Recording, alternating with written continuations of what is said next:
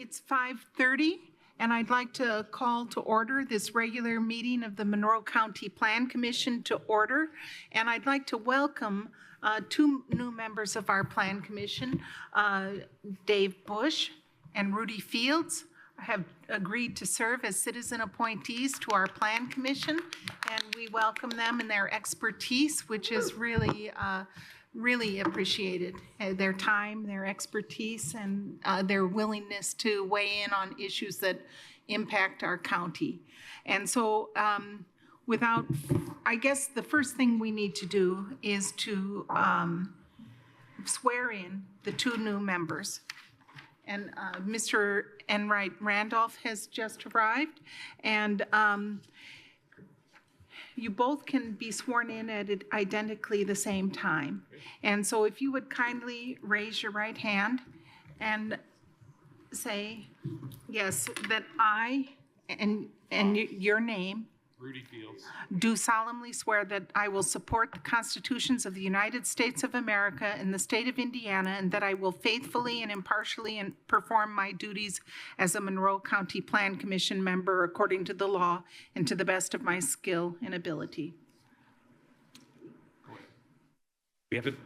Yes, if you would kindly read that, the statement. You can say it at the same time. I do solemnly swear that I will support the Constitution of the United States of America and the state of Indiana, and I will faithfully and impartially perform my duties as a Monroe County Plan Commissioner member according to the law and to the best of my skill and ability.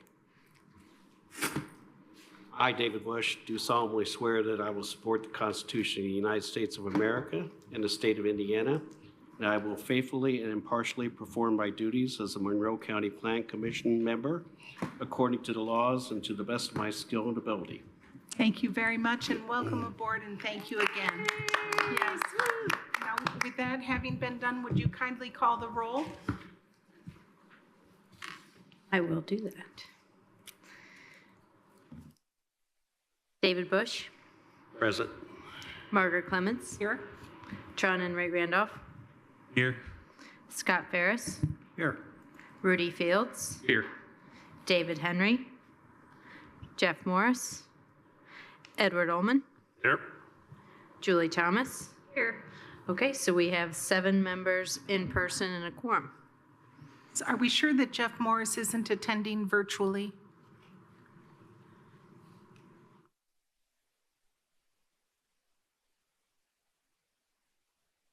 I had him as absent for tonight, but Okay. I will keep a lookout for him. Okay. I don't see him on the I believe he will be absent. I talked to him on Thursday, and I believe he said so. Okay, thank you.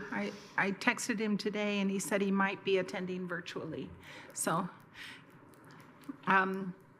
with that being said, is there a motion to introduce the evidence? So moved. Okay. Well, Ms. Nestor Jelen, would you kindly introduce the evidence? Sure. Was that a second? Yes. Okay, great. I'd like to introduce the following items into the evidence: the Monroe County Development Ordinance as adopted and amended, the Monroe County Comprehensive Plan as adopted and amended, the Monroe County Plan Commission Rules of Procedure as adopted and amended, and the cases that were legally advertised and scheduled for a hearing on tonight's agenda. Is there a motion to approve? Motion to approve. A second. Second. Okay.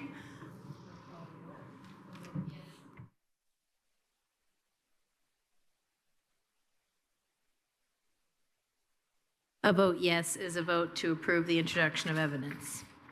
Margaret Clements? Yes. Tron Enright Randolph? Yes. Scott Ferris? Yes. Rudy Fields? Yes. Edward Ullman? Yes. Julie Thomas? Yes. David Bush? Yes. Motion is approved, 7-0. Is there a motion to approve tonight's agenda as posted and amended? So moved. Okay, a vote yes is a vote to approve tonight's agenda as posted. Tron Enright Randolph? Yes. Scott Ferris? Yes. Rudy Fields? Yes. Edward Ullman? Yes. Julie Thomas? Yes. David Bush? Yes. Margaret Clements? Yes. All right, motion carries 7-0. Is there a motion to approve the minutes of December 16th, 2024? Motion to approve. Is there a second? Okay. A vote yes is a vote to approve the minutes from December 16, 2024. Could I interject something here for our new members? If you weren't present but had reviewed the video and attended it virtually online or something like that, not that you have, you could still vote on this matter. But if you haven't, you can just, just not vote on abstain from it. Okay, thank you. Okay. Vote yes is a vote to approve the December 16th meeting minutes. Scott Ferris. Yes. Rudy Fields. Abstain. Edward Ullman. Yes. Julie Thomas. Yes. David Bush. Yes. Margaret Clements. Yes? Trun and Wright Randolph. Yes. Okay, motion is approved 6-0 to 1. Okay, so we're moving on to administrative business. And the first item under administrative business is the subdivision improvement agreement and financial guarantee reduction regarding SIA-22-8. Now, this is regarding Westbury North Major Subdivision. Jackie, will you be reviewing that with us? I'll be reviewing it. Oh, thank you, this Mr. evening. Myers.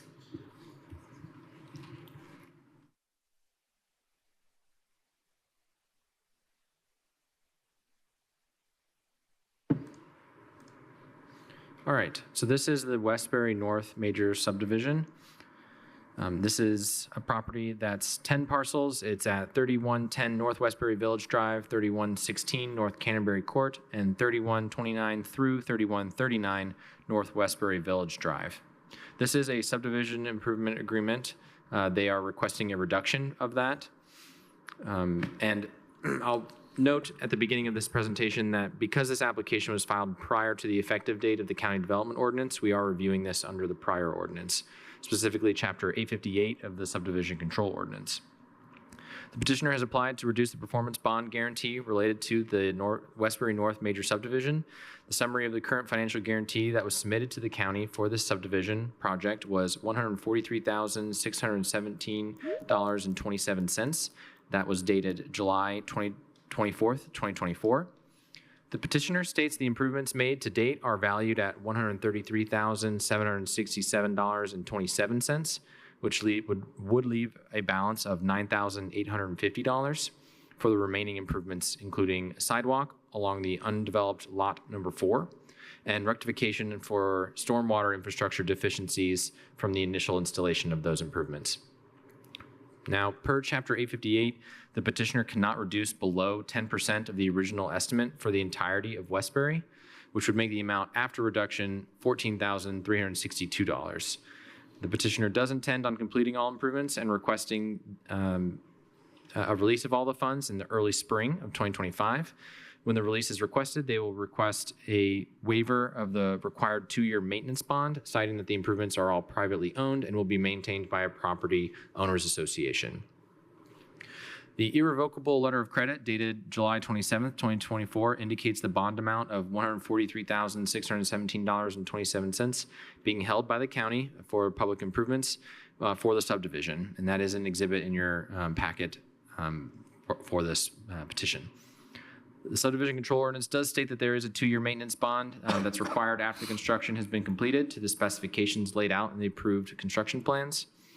And then I'll note that this property did go through a preliminary plat amendment recently. That was in October of 2024, which removed the obligation to complete the road stub extension on North Thornbury Drive and removed the obligation of a strip of sidewalk along the eastern side of North Westbury Village Drive, which both of those things reduce the overall amount of remaining improvements. There was also a relocation of 11 street trees that were part of that preliminary plat amendment. The entirety of the improvements within the Westbury are to remain private, and therefore the developer is not required to have the improvements accepted into the county right-of-way, and the developer or an active association will be responsible for that, for their maintenance. So as part of the requirements, the petitioner was required to post the financial guarantee to correspond with those improvements. This is SIA 22-8.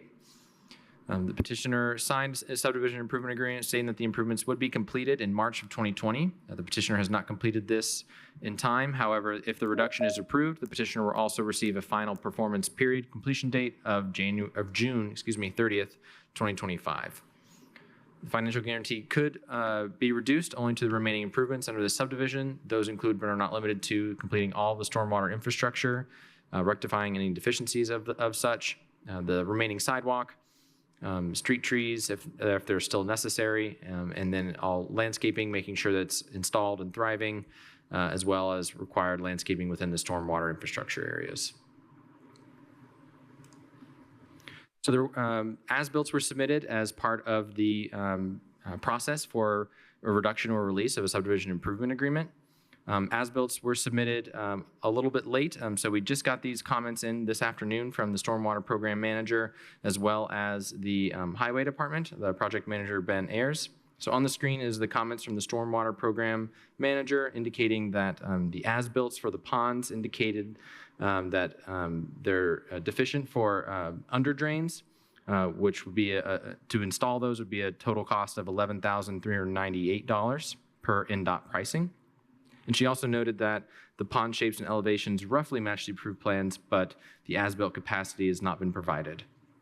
And then I'll show here on the screen the Highway Department's estimate that includes their analysis of the as-built.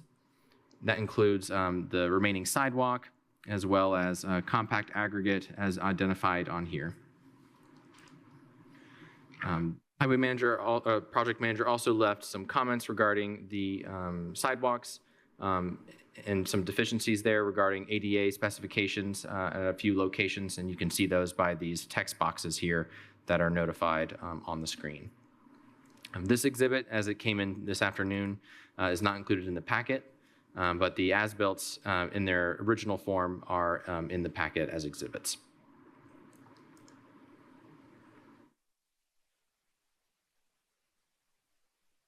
Okay, so based on the review from the Highway Department and the Stormwater Program, the remaining improvements total $26,569.11.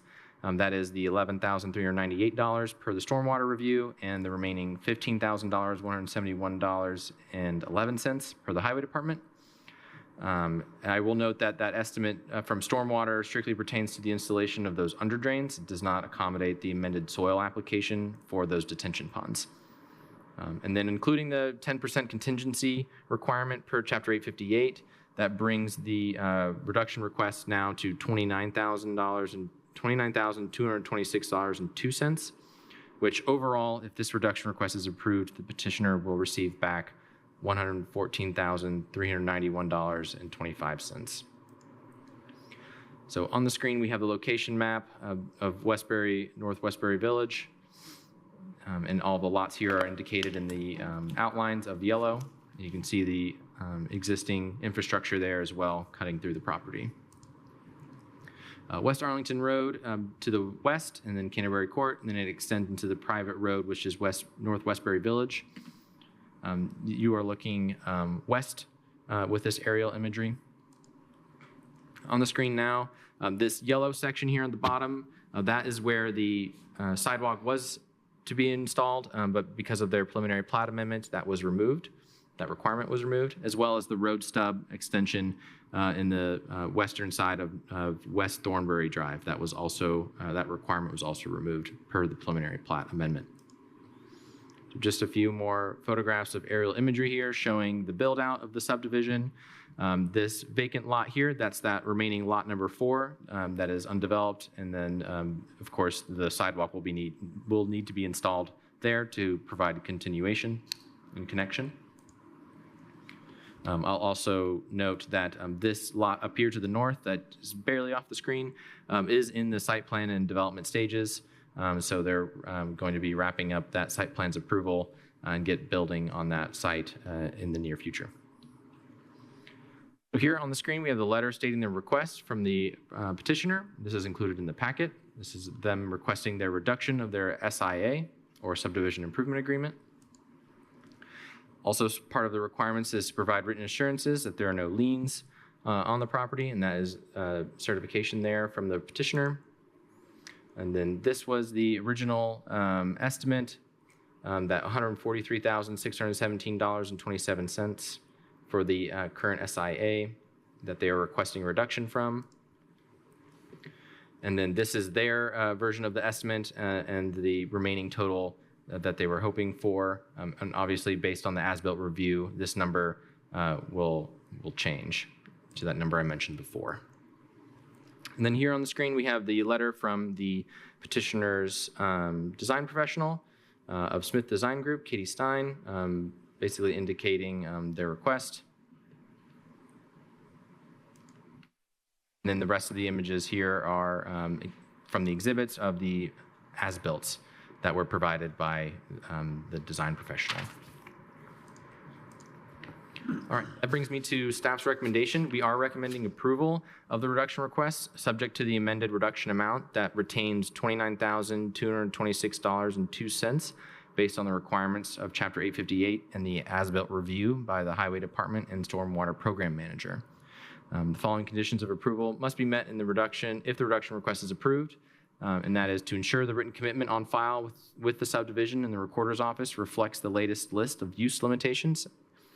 And that is a function of a prior petition that came to this board with respect to some of the uses that are available in this mixed-use development.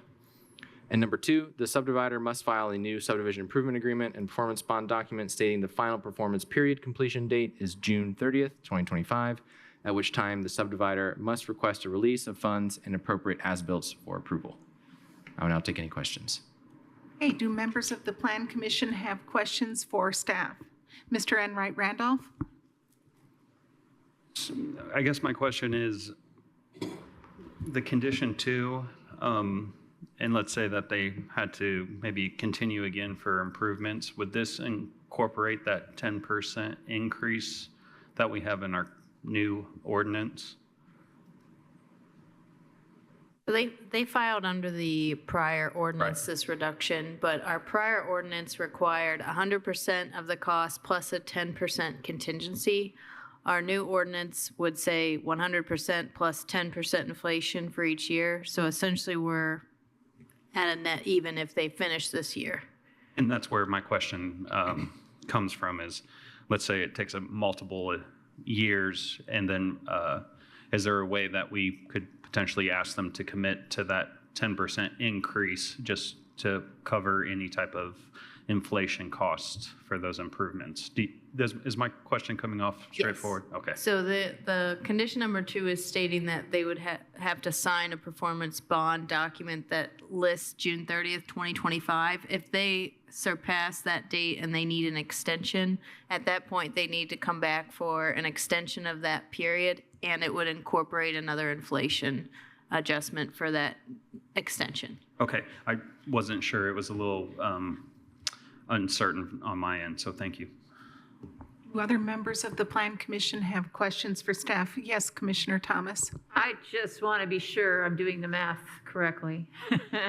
So we have 110 feet of sidewalk on that lot that hasn't been developed yet, and we have the amended soil to the retention ponds that's already accounted for in the 9,850. And then the other 2 items, well, highways comments and then stormwater's comments, if you add that to the 9850, you come up with 29,226.02, correct? So the application that Mr. Rumpel submitted, he was wanting it to be $9,850 total. The highway's estimate of the sidewalk would replace that 3850 number. So that number is replaced, but that is a good point I was going to mention. I don't think the retention ponds number, the 6,000, that needs to get added in. There we go. So if we add that into the number that we have on the screen, so that would be 6,000 plus 11,398 plus Ben's estimate, which was 15,171.11. With a 10% on all of that, we end up getting $35,826.02. That's interesting. So I took the 29,226 number and I just added 6,000 to it, and I came up with 37,226. So why is my number higher than that? I did it an even simpler way. I took the number that you all started with, and then I added back in the soil at 6,000, and I came up with what should be 35. Sorry, 35. I can't read my own writing. 22602, which is pretty close. Okay, so that's 35. 826 and 2 cents is the total. If you add the amended soils, the $6,000 at the end, then you're missing, it's I'm missing being the wrapped interest. up into the contingency of 10%. Got it. Thank you. Yep, I'm picking up what you're putting down. I'm so sorry. I couldn't even read my own writing. Thank you. And the reason we kept this on tonight's agenda, it does feel like we're moving this quick. Mr. Rumpel's letter of credit expires on the 27th, and so we need to tell the bank whether to renew at 143,000 or this lowered amount. So, Great, thank you. Appreciate it. Got it. Are there other questions from the Plan Commission of staff? Okay, Mr. Enright Randolph? Just, are we able to make a motion that says retain said amount, or do we need to know the other amount too that's being deducted from? No? Okay. I just want to make sure because I don't have all those figures in front of me. Okay, now, we don't need to hear from the petitioner or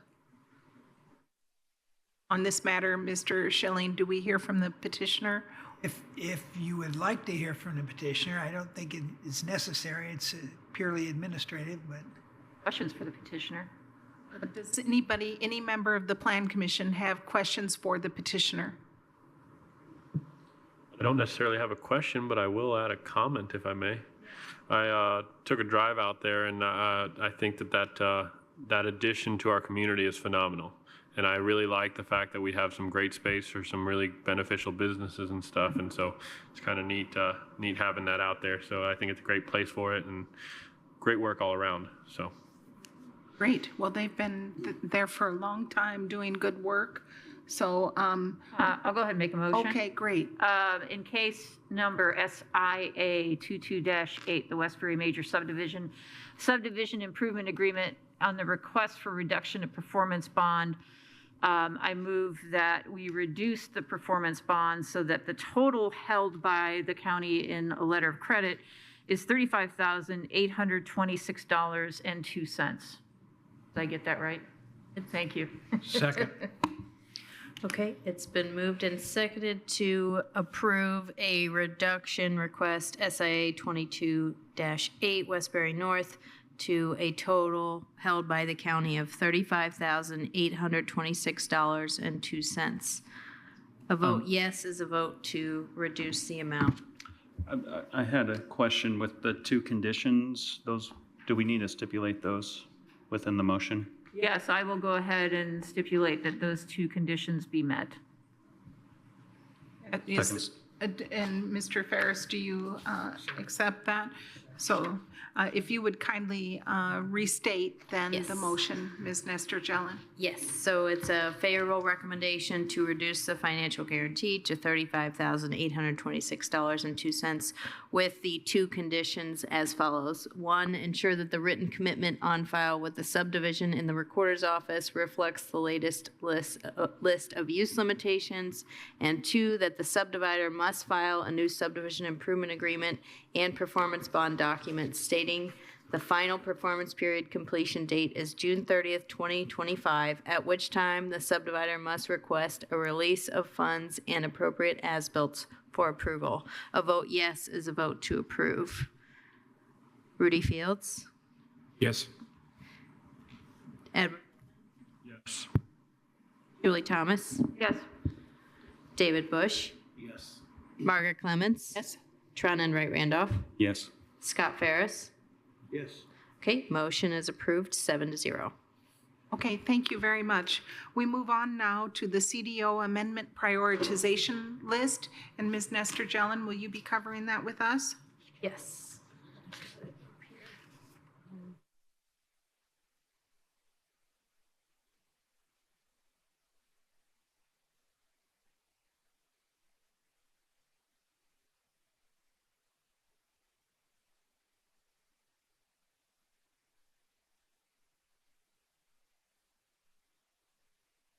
Okay, so when the county development ordinance was passed on December 18th, 2024, it had with it a list of tabled items for later amendments for the Plan Commission to review, prioritize, and then take forward through the normal process of a text amendment, which goes to the Ordinance Review Committee, then the Plan Commission, and then is adopted by the county commissioners as amendments to the CDO. So we took the original list in its original form, 1 through 14, and we took that to the Ordinance Review Committee, which is a subcommittee of the Plan Commission. And the Ordinance Review Committee went ahead and prioritized this list of 1 through 14 as appropriate. And so that's what you're seeing on the screen. I can go over just kind of high to low priority. We didn't change around the original numbers just for absolute clarity by the public, since they're used to this list and this numbering. We just put at the end of the statement in color and words what the priority was. So happy to go over this. We stated that we would have this on every administrative agenda just as a reference to keep us on track and make sure these amendments are following through. But this is the list from the Ordinance Review Committee, and we're taking that into consideration and moving forward. That looks really good. Do members of the Plan Commission have questions for staff, or is there a motion? We did discuss this at our Plan Review Committee meeting and the Ordinance Review Committee, and we came to this consensus. So if there is further discussion, let's hear it now, or a motion. Motion to approve. I thought you had a question. I'm sorry. I didn't know. I have a question for staff that I thought of on the way here. At what point do we go ahead on this list, and obviously it's not on this list yet, at what point do we go ahead and revise the comprehensive plan and the urbanized area plan? So that was a discussion point on the www.monroecdo.com website. We did have the text amendment considerations by the public and the map amendment considerations by the public and the Plan Commission. And so part of the questioning during the hearing process was, when are we going to start the comprehensive plan to update that?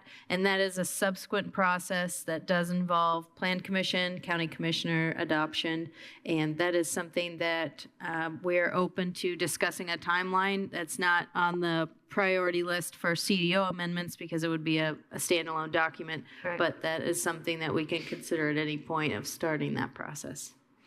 Now, is it possible to do this comp plan amendment in stages? In other words, having gotten through this milestone of the CDO, can we do an initial update of the comprehensive plan so that it matches our CDO, and then undertake the whole comp plan with other items later? You typically have a comprehensive plan process when your CDO is old or older and you're going to change it. And that's to establish the principles under which you will engage in planning decisions about zoning and subdivisions. So I wouldn't necessarily worry about starting a new plan at this point, because then that means we're going to have another set of, a new draft of statutes, and I think that we just got through this. So, but I think I would leave it to staff. I don't know if we need to get through these 14, whatever's left of them first, or if you prefer to not do that. It's up to you entirely. In my eyes, whatever makes it more convenient. I'm not sure how urgent it is. So those are my questions, really. To build off of Margaret's statement, so the comprehensive plan is a visionary document. It's not something that's able to be administered easily. It's something we look to when the CDO doesn't necessarily match what a person would like. So let's say someone comes through with a rezone. We would look at the comprehensive plan because the CDO says you're not the right zoning district for that use.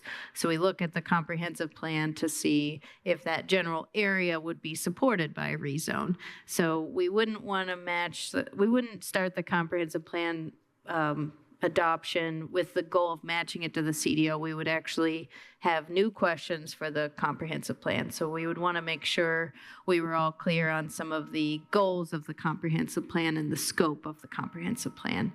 So I think that it might be a larger discussion to understand maybe some of the things that we want to see updated and what are some of the questions we have going in. And also, are we doing it staff-led or is it something that we're going to be contracting out? So Maybe a discussion at ordinance review committee would be appropriate. Okay, thank you. So you made a motion, and I'm going to second it. Okay. So we are approving this list and the prioritizations that we agreed upon. yes, and this is just an approval of the prioritization. It doesn't necessarily, it's not a text amendment that I have in front of you. So each one of these will involve a formal process of an actual text amendment to the CDO. This is just the order in which we're taking those text amendments. Okay, so there's been a motion and a second to approve the CDO prioritization list. A vote yes is a vote to approve this prioritization list brought to you by the Ordinance Review Committee. Edward Ullman, Yes. Julie Thomas, Yes. David Bush, Margaret Clements, Yes? Tron Enright Randolph, Yes. Scott Ferris, Yes. Rudy Fields. Yes. Okay, motion is carried 7-0. Okay, so then we're moving on to the Plan Commission Rules of Procedure amendments. And we could either take those as a whole or separately. I did send my comments to staff on one item that I thought that we had discussed before, but I'm going to let Jackie lead us through all these and see if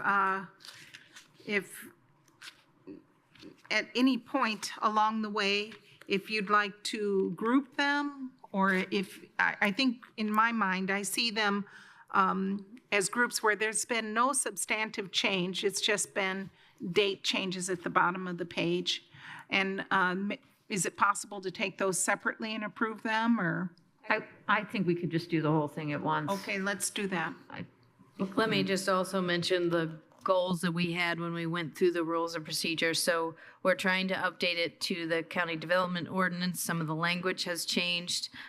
We also had to update some of the information regarding the plan review committee. It was voted by the administrative, at the administrative meeting, that we would retire the plan review committee. So in order to keep our processes moving swiftly, we wanted to make sure we updated the flow chart that's in the rules of procedure. And then after this, we also have the meeting calendar as well. So with these two amendments, we would be removing the plan review committee as an advisory board for now.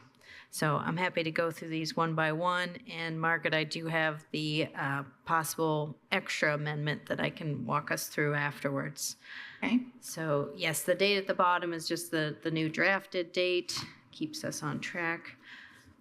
Do you want so the questions first- as we go along, or do you Sure. want them at the end? Okay, Let's thank do you. that. All right, thanks. So this page 33 of the PDF here, this change to add in the Indiana code, that is specific to the ability to have the hybrid meetings per state code. So if we need to comply with a specific roll call for the hybrid meeting policy, it's in there. So that's just a technical change. The next change is going to be on page 37. The CDO prioritization chart that you just listed, we actually talked about this at the Ordinance Review Committee, that we would be removing the hearing officer out of the CDO. And so we went ahead and drafted it would be removed from the rules of procedure. We don't currently have a hearing officer, and so we're recommending that we remove that language from the rules of procedure. The next change is on page 39, and this is just updating the language to say primary and secondary plat, which matches the CDO and the state code, and then also just changing language from the zoning and subdivision control to the Monroe County Development Ordinance, which is a consolidation of both of those. And then we've updated the flow chart, which is now on page 42. I would like to just go through this just to note any changes. So our processes are on the left-hand side, variance process, appeal process, minor or sliding scale subdivision with no waiver request still can go to plat committee. Minor subdivision or sliding scale with waiver requests, it still is the same process, plat committee and plan commission. And then when we come down to the plan unit development outline plan, this is the first change. So we're recommending that the first step is ordinance review committee at the discretion of planning staff. So some plan unit development plans are pretty straightforward. We wouldn't recommend that all of them go to ordinance review committee. So if that's okay by the plan commission to allow staff to use some discretion at that first part, we would appreciate that to kind of save everyone some time. And then of course it would still go to the plan commission and the county commissioners after that. And then a rezone, we're recommending, since that doesn't, that's just a request to change zoning, we would say that that would just go to the plan commission and the county commissioners. And then a text amendment still is ordinance review committee, plan commission, county commissioners. So that's that change on page 42. Sorry to interrupt. Jackie, do you mind scrolling back up to page 41? Okay, so I was worried maybe my document, what's necessarily the difference between 41 and 42, and what's with the red line across major subdivision that still occurs on 42? That's the track change way of saying the picture's been deleted. Sorry. So it's just changing it. Yes. So the only real difference here is that plan unit development outline plan and rezone no longer have the plan review committee as the first step. Gotcha. So the red line has nothing to do with major subdivision itself. It's has the whole entire image. Okay. I apologize for not understanding that. No, that's okay.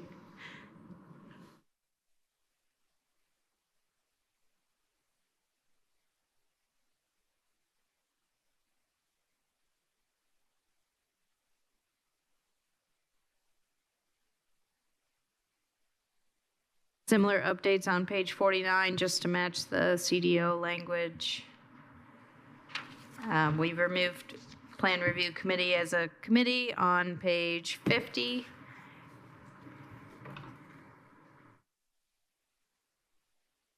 And then that's further removed from page 53. And we did update page 54 to identify that the Ordinance Review Committee may be in charge of looking at PUD outline plans, but that's just at our, as delegated by planning staff is what we've stated in there to give some guidance. And page 55 is just some updates for the CDO language. We did add in something that we came across during the CDO process, is that technically the Plan Commission is required to hear appeals related to our site plan or plot plan reviews. If they feel that an appeal is needed, they would appeal that decision actually to the Plan Commission. And then any decision made by the Plat Committee has always been subject to appeal to the Plan Commission. So that language is put in its own section on page 57. Page 58, simply we just want to note that all written commitments can be filed and that we have a template in section 840-4A of the CDO. Okay, I have a question. I'm sorry. I'm going to make you go back. No, that's totally great. I must have been daydreaming for 30 seconds, but, which is entirely possible at this hour of the day. Article now 15, under Ordinance Review Committee. I'm wondering if it would be clearer to change that language from or the clarity of any new planned unit development outline plan to and/or any new planned unit development outline plan at staff's discretion. So the reason I'm taking out clarity of, because I don't understand what that would do, the word review is already in the sentence previous. So it's just another thing that can be reviewed at the ordinance review committee level. That's good. Does anyone else have any comments about that? Or any, okay, so it's been entered in, yes, Mr. Ferris? Just, Jackie, educate me on page 57. Let her get caught up. She's making Changes in real time. She is, thank you. Sorry. She's great at this. Yeah. We're taxing her. All right, 57. And I'm just curious, educate me, the words that you're using here for the process, where did those come from? For the appeal. Yeah. All the red lines there. So numbers 1 through 4 actually came from the Board of Zoning Appeals. They do regularly review appeals. So we just took that language and amended it to fit the Plan Commission. A and B are directly related to this rules of procedure, and then also the CDO. Anyone else? Are we back to page 59? Moving quickly. Thank you, public, for being patient with us. Thank you. Then the final, some of the final changes are to the notice procedures. So we're updating that to say, instead of first class or bulk or accountable mail, we just wanted to treat every situation similarly, and we wanted to say it was going to be done via certificate of mailing, which matches a lot of the procedures that we do in our office and what we've typically seen. It's a process by which we take a set of mailings that are already stamped and addressed to a proper list, and then we have the list on an associated paper, and the USPS staff person stamps and signs that indeed you did send it to that list and you are correct. And then we get to keep that instead of certified mail, which is quite expensive these days per letter. So that's that change. And then under page 62, we did go through and look at this and compared it with some of the procedures under the CDO, updated some of the language. This is mostly just language updates. There wasn't a great listing for the process for a subdivision in which there was no waiver. It was later down, which just said plat committee decision, but we wanted to separate that out. And then on page 63, we did add some language in here to be able to better reflect the changes in the CDO, especially as it relates to these subdivision improvement agreements that you've been seeing. So we've added a few new items in here. The PUD development plan, we wanted to add in here that that could be a requirement to have notice if it's stipulated by the outline plan, but usually it's just a staff level review like a site plan. And then reduction of financial guarantee, we've labeled that as administrative business. And then extension of performance period for subdivision, we've matched that notice requirement to be similar to that of, say, like a rezone, but we did not do neighbor letters. And the reason for this, we do have a property marker sign. The reason for this as of right now is it's something that we want to try as a staff. What I believe will likely be the process is that we're going to be staff driven for the very first few of these subdivisions. We're going to be the ones requiring to do the notice because I don't see that all of them being super communicative about this process. So in order to at least get the word out, those red and white signs that we post are extremely effective. So we're not too worried. The neighbor notice, if we were to do that, we're wondering, in a case where a subdivision is still developing in the 660 feet that we typically buffer around a subject property, if we were to buffer around the subdivision in question and notify everyone else except for the subdivision, the people in the subdivision would be like, well, hey, shouldn't we have gotten notice? So yeah, you can see where we're going with this. So we're trying for right now to see if we can get some traction with something that's sustainable for staff, and then we'll bring it back if we do hear some feedback from neighbors, from developers on how we could do this better. So this is something that we're coming up with.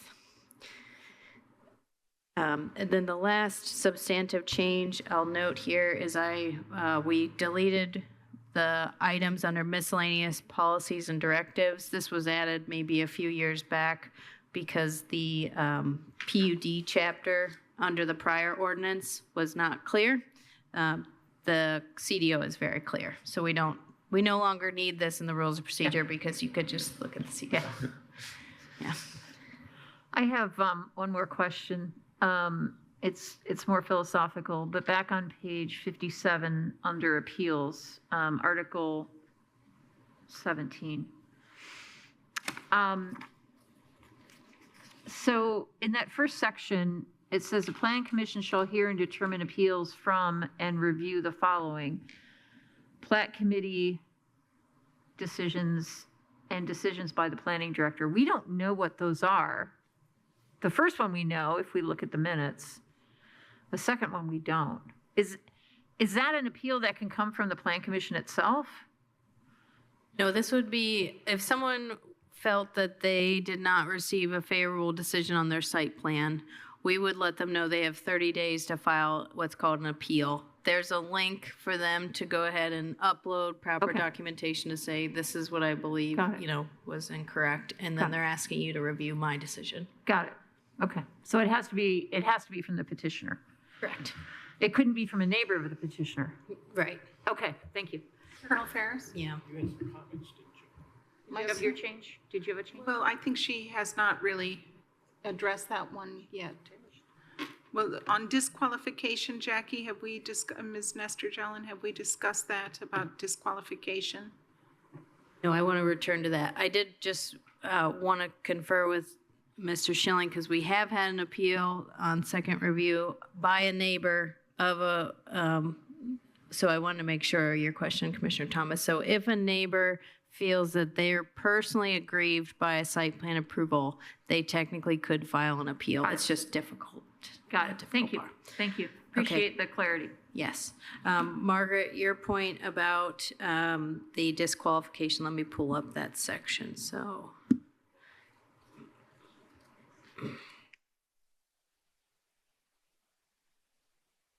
Oh, it's on page 34.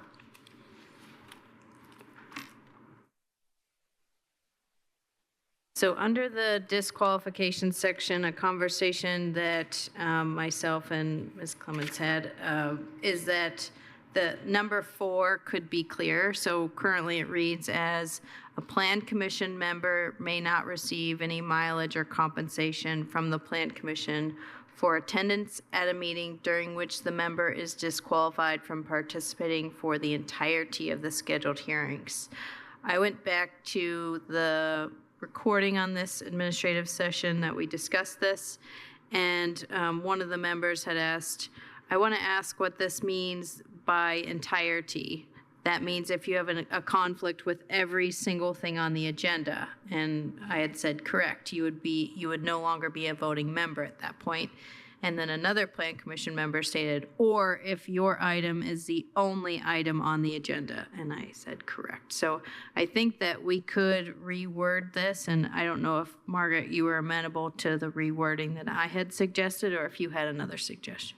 I just think that it's such a small amount, but if a Plan Commission member makes the effort to attend and they arrive and find out that there's, for some reason, that they didn't know beforehand, disqualified, we should encourage their self-disqualification in honesty, you know, and we shouldn't penalize them. That they should, you know, it's such a small amount. This seems to me to be pretty small-minded. It's unlikely that someone would attend a meeting during which they would have no item that they could vote on. So I just see this as kind of being small. Yes, Mr. Enright Randolph? I kind of agree with that. For instance, we had a petition that was continued that was going to be at today's meeting, and let's say we only had 2 items, and they did have to recuse themselves from one, then that would fit the definition of entirely that we have here. No, because we have all these administrative items. Well, I'm just saying if those were the Yeah. only 2. So I'm saying there's a level of uncertainty, and if they do commute, make it here, I don't think that compensation is something we should, you know, take away. So I think, am I right? Am I getting I think you're so. saying that we should go ahead and compensate them if they are in attendance? They are in attendance. We should not create a disincentive for Right. participating when they have a conflict, you know. I would support So, that. Mr. Schilling, legal counsel, is going to grab the state statute. There is some statutory language about not providing compensation if you're disqualified. But I wanted to just ask the question, Ms. Clemens, because maybe I was confused. Did you want this to be amended to, instead of saying entirety, to make it clear to say in which, you know, you can vote on some parts of the agenda but not others? Or did you just were you asking for people to get paid even if they were disqualified? I would just put a period after participating. And, you know, if they attend, if they vote on the introduction of evidence and on the agenda and the approval of any minutes or any administrative stuff, and they discover through the meeting that, oh boy, you know, I have a conflict here and I need to disqualify myself. Well, they've attended and they've participated, and they should be compensated. I would imagine that unless there's an issue with the state statute, that it would just be cleaner just to delete this entire section. Yeah, I agree. Yeah, I mean, that, if we can legally do that, that would be the cleanest thing, because what you're saying is not at all, doesn't fit here at all to me. Because if it's the entirety of the scheduled hearings, that means if there's 3 petitions and that person has 3 conflicts of interest on 3 petitions, they should not be compensated for that meeting. I would agree with that, but I would wonder, you know, how they got appointed. But I don't, again, if this is a state statute, then I would, you know, believe it it's just Mr. doesn't- Schilling, but if it's not in there and it's not an issue, I would just say delete this entire thing. Because if there's no issue with disqualification and getting paid, and the payment comes from Monroe County government, not the Plan Commission, right? That's correct. Yeah, so that probably needs to be changed too. We don't issue checks, although I'd love it if we could. Well, technically, it's through our budget, so Yeah. it's the Plan Commission's budget, but yes. Yeah, I get you. First of all, I know this may be a funny way to start, but we're talking about point number 4 because when I read that the first time, I understood it as you're not eligible for compensation if you are disqualified from participating in the entirety of the scheduled hearing. So all the petitions that are put forth, if you're disqualified from all of them, then you're not eligible for any compensation. But not that if you're disqualified from a portion of it, then you're still eligible for the rest of the meeting. That's the way I understood it, which is the way that it seems like people are kind of arguing or leading towards.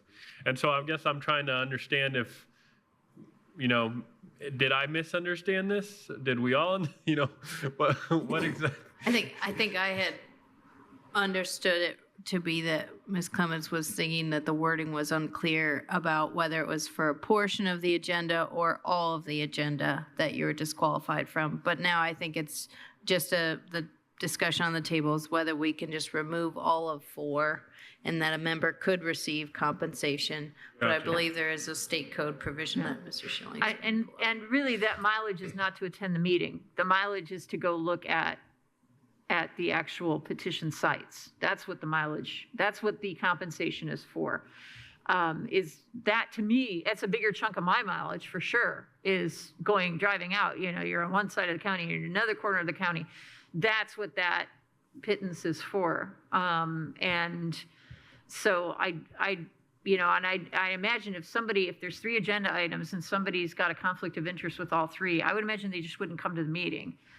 I mean, I don't know that $50 is going to matter to that person at that point, but. Right, I understand, but we had this discussion months back.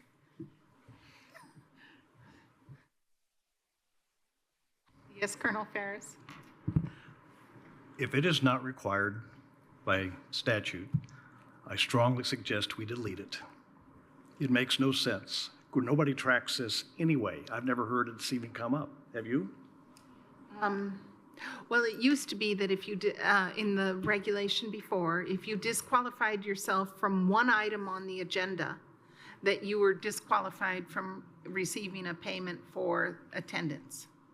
And so we changed that. Even though I did my research before the meeting and Yes. traveled to a site to check it out. And you weighed in on 4 other cases, but disqualified yourself from the 5th. So we changed it to this, but the wording's still just a little bit hanky. I understood it the way Edward understood it, and that's how, Okay. we've been reading it, but it's up Okay. to Mr. Schilling, I guess. Leave it illegal. Yeah. Well, let's see, it says a member of the Plan Commission may not receive any mileage or compensation under section 222.5 of this chapter for attendance at a meeting if the member is disqualified under this section from participating in the. Well, that entire meeting, it is not limited to just the petitions before us. It's, I don't think Monroe County taxpayers want to pay somebody to show up to vote on minutes. well, If they can't vote on the rest of the meeting, do we honestly. keep I mean, the that's item crazy. in this article or not? I think we leave it as is.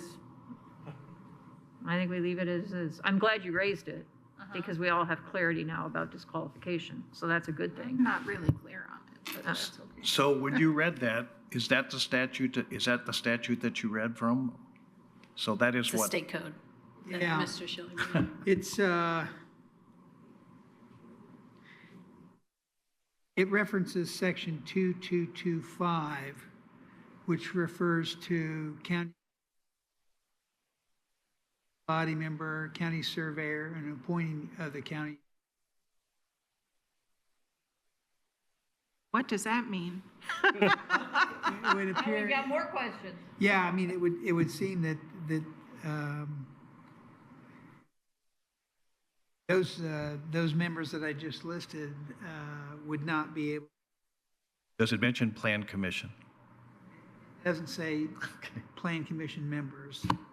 We delete item number 4? I think we could, in my sense, if the surveyor is an appointee to the Plan Commission, that number 4 would minimally apply to the surveyor and possibly other. And Well, it'd be, it would be the commissioner's appointee from the commissioners, Me, council's appointee. from Mr. the Henry. council. right. Any of the electeds, basically. But you don't receive compensation for this. I do do. you? Oh. I do. I squirreled it away. I put new tires on my car after, the very first time I went on a site visit, I lost 2 tires. Oh, man. It was like $1,000. Poetic And I was, injustice. yeah, so I'm still paying that off. No, I'm just kidding. It's yeah.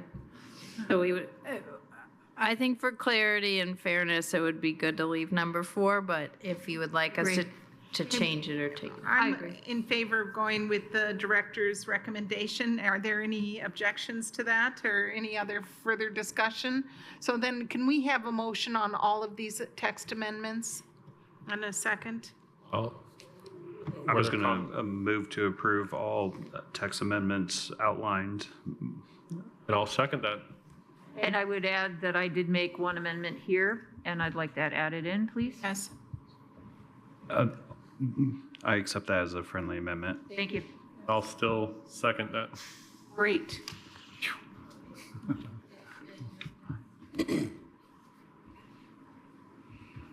Called the making sausage part of government. It's been moved and seconded to approve the rules of procedure as amended with one change as shown on the red line document on page 54 under the Article 15 Ordinance Review Committee. We'll change that first sentence to read as follows. The purpose of the Ordinance Review Committee shall be to review proposed amendments to the Monroe County Development Ordinance or any new plan unit development outline plan as delegated by staff. And then it will continue on with the red line version. A vote yes is a vote to approve the rules of procedure with that one amendment. Julie Thomas, Yes. David Bush, Yes. Margaret Clements. Yes. Tron Enright Randolph. Scott Ferris, Yes. Rudy Fields, yes. Edward Ullman. Yep. Motion is approved 7-0. Okay, thank you for your deliberate and discussion and consideration. We move on now to item number 4 under administrative business, and that is the meeting calendar to remove the Plan Review Committee. All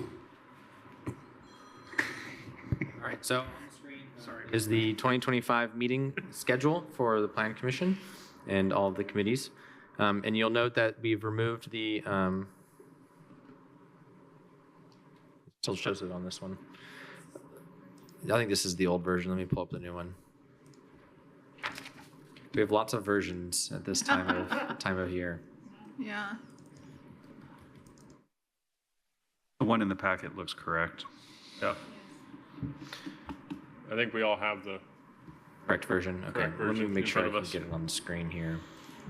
There are any major changes, are there, other than the elimination of the Plan Correct. Review Yes, Committee? the which main we already discussed? is the removal of the Plan Review Committee and the readjustment of the Plan Commission Administrative Meeting and the color coordination.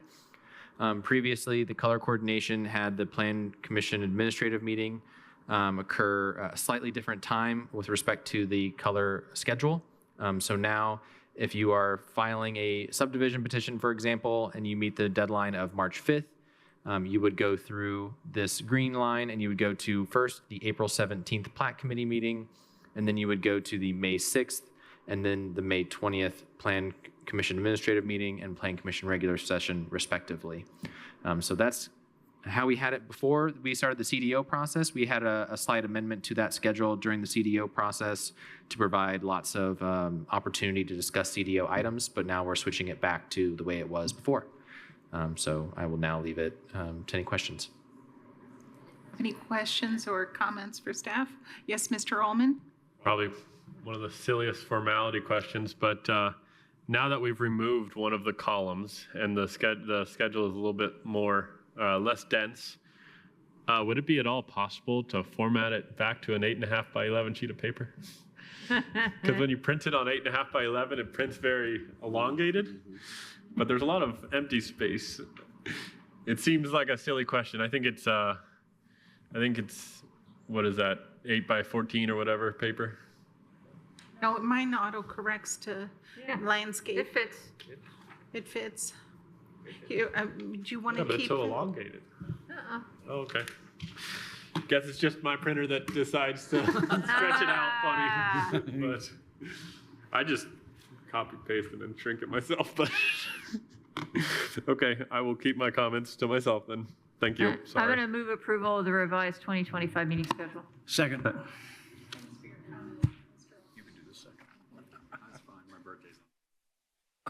It's been moved and seconded to approve the 2025 meeting schedule as amended correctly in the packet and shown on the screen. A vote yes is a vote to approve the amended meeting calendar. David Bush, Yes. Margaret Clements. Yes? Tron Enright Randolph. Scott Ferris. Yes. Rudy Fields. Yes. Edward Ullman. Yes. Julie Thomas. Yes. Motion is approved, 7-0. Okay, we're moving on now to new business because there is no unfinished business. And the Southern Meadows has been continued by the petitioner. I should have said that at the beginning of the meeting. But the next item is PUO-24-5, Jim Bow, AKA Cutting Edge, Planned Unit Development Outline Plan. And this is a preliminary hearing, and the final hearing has been requested to be waived concerning 1.47 plus or minus acre parcel in section 29 of Clear Creek Township at 701 West Popcorn Road. And I think Mr. Myers is Mr. Brown here? He is not. No. He's going to be presenting virtually. Oh, he will. Oh, great. Mr. Brown, will be good to have you present this to us. Thank you. So the request for this is to amend the list of permitted uses in an already existing PUD to allow for a single-family residence on the site. Well, I should say that's the use that's being requested. The petitioner intends to live on the site while also utilizing it as a location to perform electrical repairs on automobiles. I believe it's English Roadsters in particular. The proposed outline plan amendments is to permit that use and then remodel the interior accordingly, so they will be utilizing the existing building without building a new structure. The petitioner plans to live there while also utilizing it as an automotive repair shop, which is already a permitted use in the existing PUD. The only exterior modification being proposed is that the petitioner will want to hang a sign on the front of the building that is referenced in attachment D, I believe, of the petition letter, which is Exhibit 2 in the packet. This petition was submitted to staff as a complete application before the adoption of the Monroe County Development Ordinance. As such, this petition was reviewed under the standards of the prior zoning ordinance as it relates to the findings for a proposed PUD outline plan amendment. The original Cutting Edge PUD, also known as the Jim Bog PUD, it seems to alternate on which one it's actually named, was combined with a request for a development plan at the same time. The PUD was approved under ordinance number 2006-22, which is Exhibit 1, and it included 5 conditions of approval. First, the provision of a sidewalk at least 4 feet wide with connectivity to Popcorn and the Heritage Creek development. 2, fixed or anchored barriers shall be required for the landscaped parking lot island and landscape buffer on the east end of the parking lot. 3, compliance with and the recording of commitments with the planning department before an ILP is issued. 4, acceptance by the commissioners of the list of uses titled Cutting Edge PUD as submitted by the petitioner. And 5, dedication of right-of-way along both Harrodsburg, which is 25 feet dedication, and Popcorn Road, which is 30 feet of dedication. These 5 conditions of approval will still be applicable should the outline plan amendments be approved, unless specifically removed by the commissioners. As far as we can tell, these conditions of approval have all been met except for number 2 and number 3. To go more into detail, at this time, Planning Department staff has not been able to locate the commitments mentioned in condition 3. However, staff believes, based on the timing of the issuance of the ILP, that the petitioner did meet the intent of the written commitment, possibly no longer needing to record said commitments if met prior to permit issuance. And during the outline plan creation, a development plan was submitted at the same time, again, and they were approved concurrently. And review of the aerial of the site as compared to the development plan is located in Exhibit 5. The site does primarily match the development plan and conditions of approval, except for number 2 above in the following ways. Number one, there are vehicles parking outside of the designated parking stripe areas. If the petitioner parks vehicles within the designated spaces as striped currently, they would be in compliance with the approved parking plan. And two, there's a missing landscaped island at the northwest corner of the building. And here is the petitioner's letter, including the deed, a list of permitted uses from the existing PUD. And here is the floor plan for the proposed interior remodel. North is facing to the left, and you can see that on the east side here, the petitioner is proposing to put in a bedroom and remodel the interior accordingly. And here is the sign I mentioned that is going to be hung on the outside. That's the image on the left. I believe that is rotated 90 degrees. And included in this petitioner letter were statements of acknowledgement from surrounding neighbors, as well as letters of support.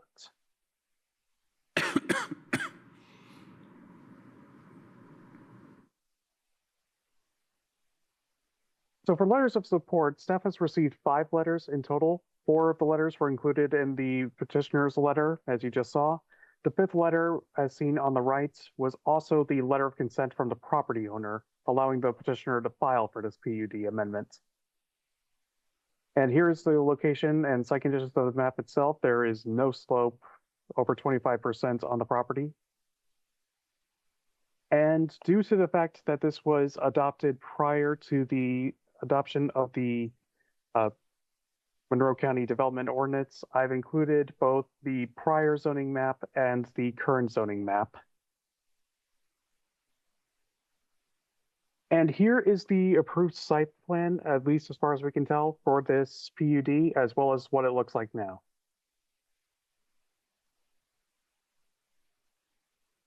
And so staff recommends forwarding this petition with a positive recommendation to the county commissioners due to its compatibility with the Monroe County Comprehensive Plan in coordination with the stormwater manager and highway engineer's reports, and the following condition: that the petitioner install the missing landscape island on the northwest side of the building and commit to parking vehicles within the designated approved parking areas. And I will take any questions. Hey, do members of the Plan Commission have questions for Mr. Brown? Mr. Enright Randolph? And I think you touched on this, Daniel, but under the history, section 2, where it talked about the conditions of approvals shall apply to this petition, those are all part of this, so we don't have to stipulate those as further conditions to what that last slide was as far as staff's recommendation. That is my understanding, yes. I believe only the commissioners have the power to remove those approvals, those conditions of approval, since they were part of the ordinance itself. Okay. I think as part of this recommendation, though, if you were to clarify the conditions, if you were to be removing some, and then as that goes forward to the county commissioners, that would be helpful.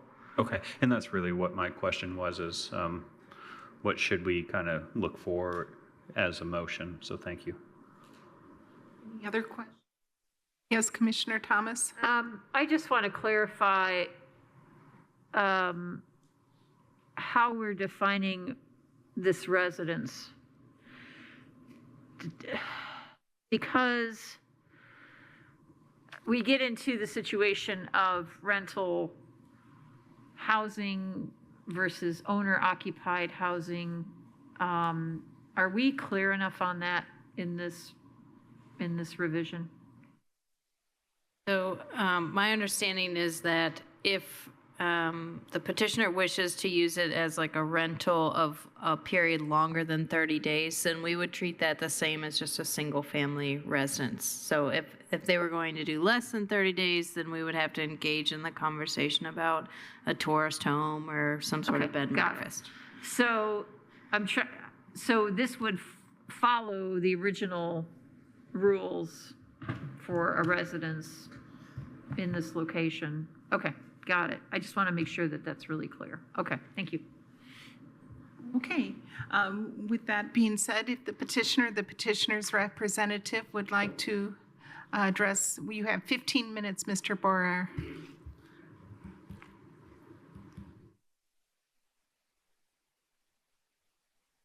Thank you. My name is Jim Borer from Clendening, Johnson and Borer. I'm here representing Mark Foster, who is the petitioner. I'd like to thank Mr. Brown for his comprehensive presentation. Mr. Foster is not the original PUD developer, as was pointed out. The business use that he is proposing is a permitted use under the PUD. So all he's asking you to do is to allow him to live on the property in addition to do the business use, which is to rehabilitate or repair English roadsters. I apologize for the signage exhibit. I got a cattywampus when I submitted it. It's not going to be upside down the way it appeared in your materials. Mark's going to put it on the building the right way. I can assure you of that. And Mark is here to answer any questions about his specific business use, but mainly he does repairs to English roadsters, and anybody who has any experience with that knows that they have a lot of electrical problems. So it's mainly tracing down those electrical problems and figuring out where they are and repairing those. And so he's not going to be doing anything that would be body work or anything with painting or anything that would be anything of that nature. Mark will install the missing landscape island that was mentioned, that was part of the original PUD approval. He has the support of his neighbors and the persons that he's previously worked for, as has been pointed out by the letters of support. And we believe that the amendment is consistent with both the prior approval and the comprehensive plan. So we'd urge your support and also urge you to waive the next hearing and move this on to the commissioners. Again, I'm here and Mark is here to answer any questions that you might have, but we'd ask you to give this a approval and move this on to the commissioners for a final vote. Thank you. Members of the Plan Commission have questions for the petitioner. Yes, Mr. Enright Randolph? I just have one, and it's for the petitioner, I guess, and it goes along with Commissioner Thomas's questions. As far as the residential use, as it was described, is that your intent to want to live there and, you know, not kind of turn it into a tourist home or like an Airbnb? And is that, would you, I'm sorry, but would you stand at the podium?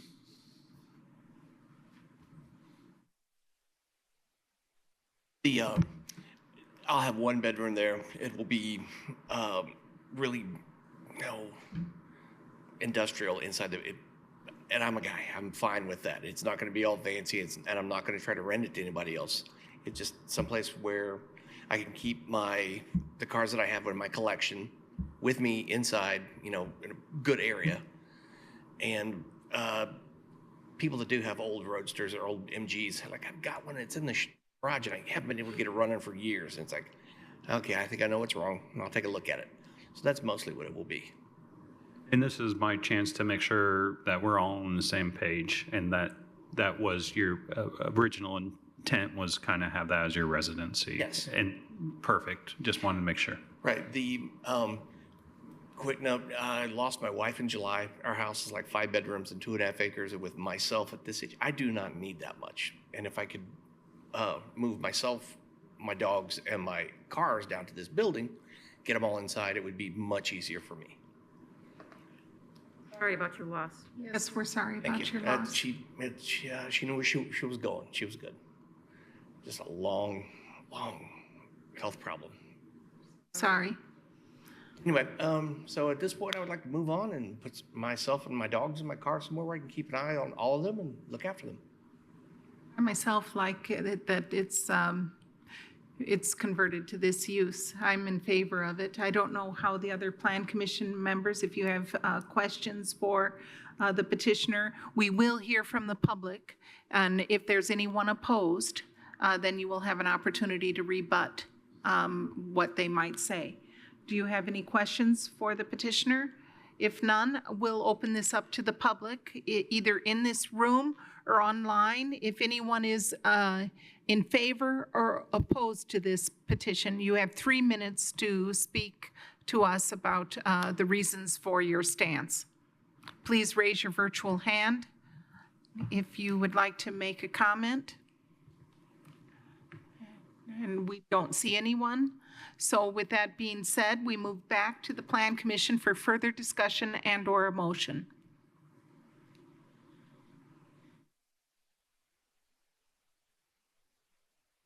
Would one of our new members like to make a motion?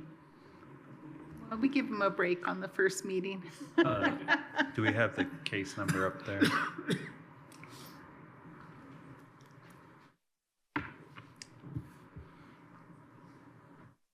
In case number... Yes, it's at the top of the screen. It's PUO 24-5. Oh, thank you, Dan. In case number PUO-24-5, I've moved that we forward this to the Board of Commissioners with a favorable recommendation with the following conditions that are outlined within the packet on page 68, section 2. The following conditions of approval shall apply to this petition. For provisions of a sidewalk at least 4 feet wide with connectivity to Popcorn Road and Heritage Creek Development. Fixed or anchored barriers shall be required for the landscape parking lot island and landscape buffer on the east end of the parking lot. Compliance with the recording of commitments with the planning department before an improvement location permit is issued.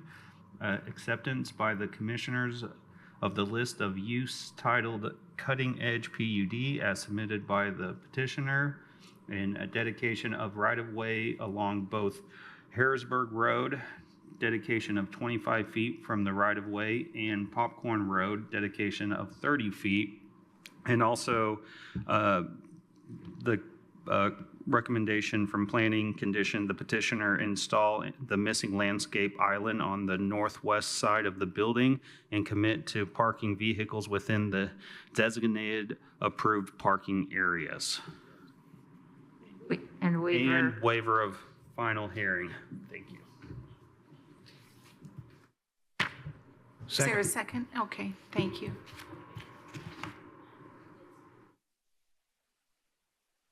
It's been moved and seconded to send a favorable recommendation of PUO-24-5, which is the Jimbaugh or Cutting Edge Plan Unit Development Plan Outline Plan Amendment 1. This is a preliminary hearing. A waiver of final hearing is part of the motion, as well as the conditions stated in the staff packet and repeated by Member Tron and Wright Randolph. A vote yes is a vote to send a favorable recommendation to the County Commissioners. Tron and Wright Randolph. Yes. Scott Ferris. Rudy Fields. Yes. Edward Ullman. Yes. Julie Thomas. Yes. Dave Bush. Yes. Margaret Clemens. Yes. Okay, motion passes 7-0. Thank you, Mr. Foster and Mr. Boer. We're sorry to have made you wait, but when we changed the order of the agenda, some people complain about that, and so we decided not to do that. But thank you for bearing through and for your indulgence of time. Thank you. Thank you. Have a good evening. Madam Chairperson, Yes, Mr. Bush. I know it's probably out of sequence for these comments, but I would just like to thank the petitioner for having those letters of support and those letters of recommendation. It made my decision much, much easier. Thank you.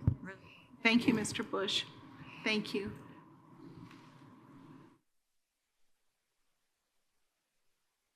Okay, so we're moving on. Is there any other reports that we have from anyone? I do not have any reports. Yay. No new reports, okay. Is there a motion to adjourn? So moved. Okay, thanks, everyone.